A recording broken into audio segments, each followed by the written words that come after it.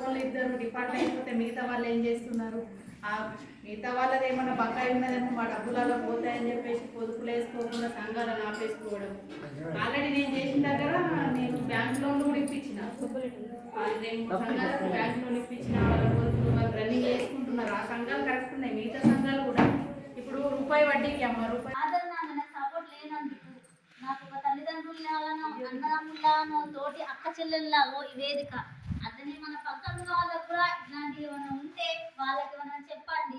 మళ్ళా వాళ్ళకి తెలియదు పాపం, ఇప్పుడు అప్పట్లో చదువుకున్న లేదు. నేను చదువుకున్నా కాబట్టి నా ఫ్యామిలీ నేను ఇంతవరకు నటించుకొచ్చిన. నా పాపతో కొంచెం ప్రాబ్లం. నా తల్లి హార్ట్ పేషెంట్, ఆమెకి ఎప్పుడు గవర్నమెంట్ హాస్పిటల్, నేను ఇప్పుడు గవర్నమెంటే.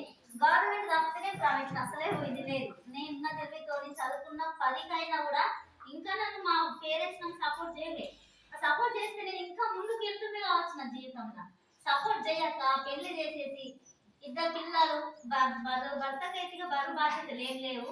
అన్ని నాపైనే నలుగురం ఒక ఫ్యామిలీలా ఉన్నదానికి నాకు ఇది ఒక ఫ్యామిలీ దొరికిపోయింది. మొత్తం టోటల్ నా ఫ్యామిలీ లాగా అయిపోయింది.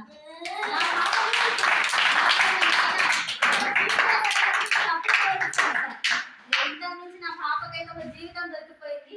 నా పాపకు ఒక లైఫ్ ఇచ్చిన, మా పెద్ద పాపకు ఒక చదువు మంచిగా ఇస్తే, మా అమ్మకు ఒక జీవితాన్ని ఇచ్చిన. చనిపోయి మా అమ్మని గవర్నమెంట్ సదా వర్తించింది.